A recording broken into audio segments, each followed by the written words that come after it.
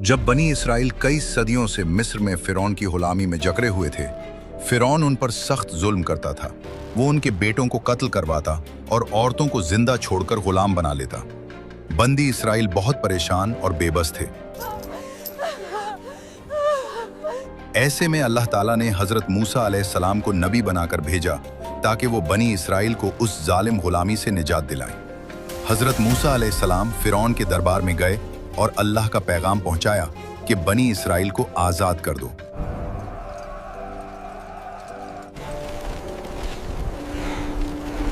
मगर फिरौन ने इनकार कर दिया और अपनी जिद पर कायम रहा। तब अल्लाह ताला ने फिरौन और उसकी कौम पर एक के बाद एक अजाब नाजिल किए, जैसे तूफान, टिड्डी दिल, मेंढक और पानी का खून में बदल जाना। इन अजाबों से तंग आकर आखिरकार फिरौन ने बनी इसराइल को मिस्र छोड़ने की इजाजत दे दी।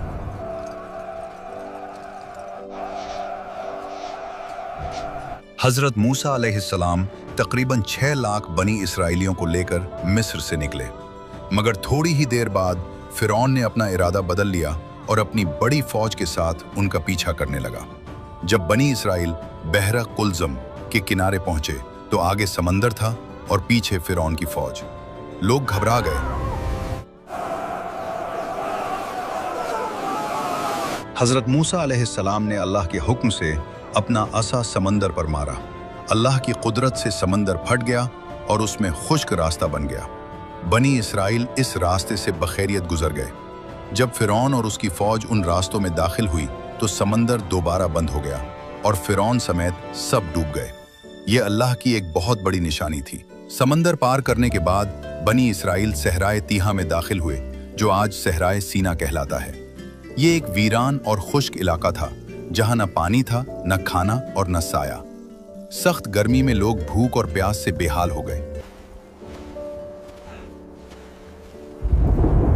वो हजरत मूसा अलैहिस्सलाम के पास आकर शिकायत करने लगे कि आप हमें मिस्र से निकालकर इस सुनसान सहरा में मरने के लिए ले आए हैं। वहां हम गुलाम थे, मगर खाने पीने को कुछ न कुछ मिल जाता था। हजरत मूसा अलैहिस्सलाम ने अल्लाह से दुआ की।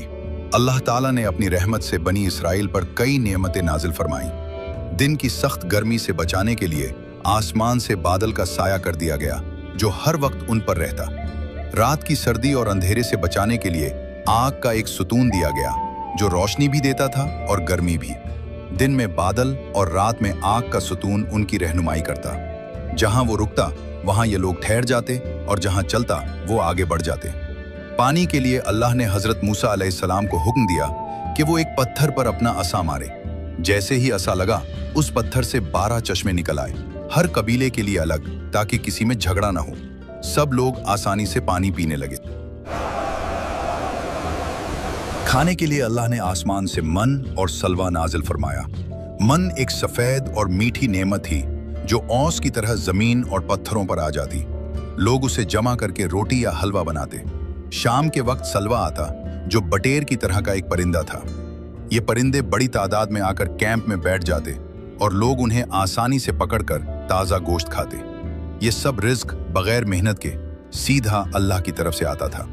अल्लाह ने हुक्म दिया कि रोज की जरूरत के मुताबिक ही जमा करो, ज्यादा जखीरा न करो, क्योंकि अगले दिन फिर मिल जाएगा।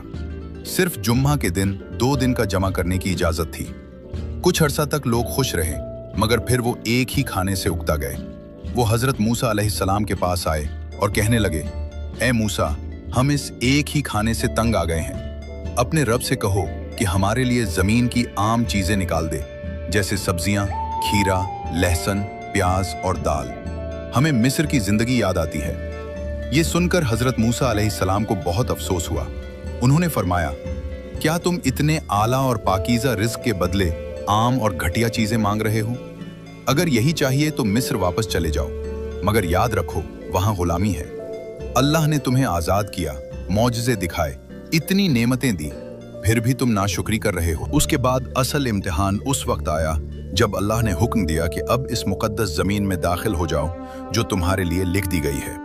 वहां उस वक्त अमालेका नामी एक बहुत ताकतवर और जाबिर कौम आबाद थी। बनी इसराइल, जो बरसों तक इस रोबदार हबशी बादशाह के जबर तले दबकर बुज़दिल हो चुके थे, उन दुश्मनों का नाम सुनकर कांप गए।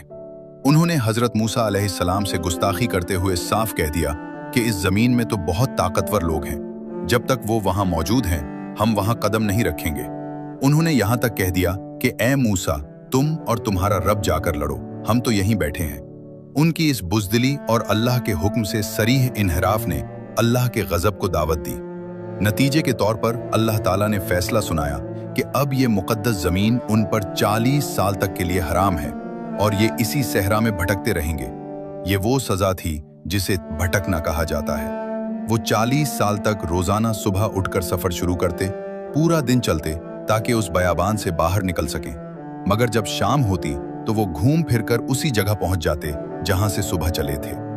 इस सज़ा का मकसद ये था कि वो पूरी नस्ल जो गुलामी की वजह से ज़हनी तौर पर पस्त और बुज़दिल हो चुकी थी, वो इसी सहरा में ख़त्म हो जाए और उनकी जगह वो नई नस्ल जवान हो जो सहरा की खुली फ़ज़ा में पैदा हुई हो, बहादुर हो और जिसका भरोसा सिर्फ अल्लाह पर हो। 40 साल के उस तवील अरसे के दौरान वो पुरानी नस्ल जो बुज़दिली का शिकार थी, आहिस्ता आहिस्ता ख़त्म होती गई, यहाँ तक कि खुद हज़रत मूसा अलैहिस्सलाम और हज़रत हारून अलैहिस्सलाम का इंतकाल भी इसी अरसे में हुआ और सहरा की सख्त ज़िंदगी में एक नई नस्ल ने जन्म लिया।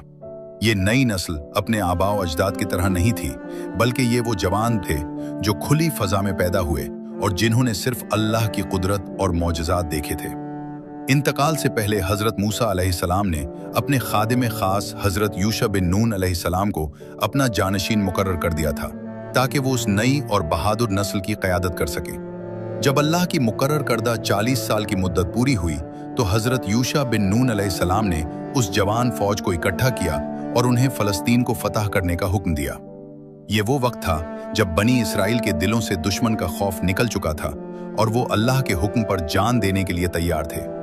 जब वो दुश्मन के शहर के करीब पहुंचे तो एक सख्त मुकाबला हुआ, लेकिन इस बार बनी इसराइल ने वो बुज़दिली नहीं दिखाई जो उनके बाप दादा ने दिखाई थी, बल्कि उन्होंने साबित कदमी से जंग लड़ी। इस फतह के दौरान एक बहुत बड़ा मोजज़ा भी पेश आया। कहा जाता है कि जुमा का दिन था और सूरज गुरूब होने वाला था, जिसके बाद हफ्ते का दिन सब्त शुरू हो जाना था, जिसमें बनी इसराइल के लिए जंग करना ममनू था। हज़रत यूशा बिन नून अलैहिस्सलाम ने अल्लाह से दुआ की कि ए अल्लाह, सूरज को रोक दे ताकि हम अंधेरा होने से पहले फतह मुकम्मल कर लें। अल्लाह ने उनकी दुआ कबूल फरमाई और सूरज अपनी जगह ठहर गया, यहाँ तक कि बनी इसराइल ने वो शहर फतह कर लिया। ये कहानी हमें बताती है कि जब कोई कौम अपनी इस्लाह कर लेती है और अल्लाह पर कामिल भरोसा करती है तो अल्लाह ज़मीन के दरवाजे उन पर खोल देता है और उन्हें वो कामयाबी अता करता है जो उनके वहम व गुमान में भी नहीं होती।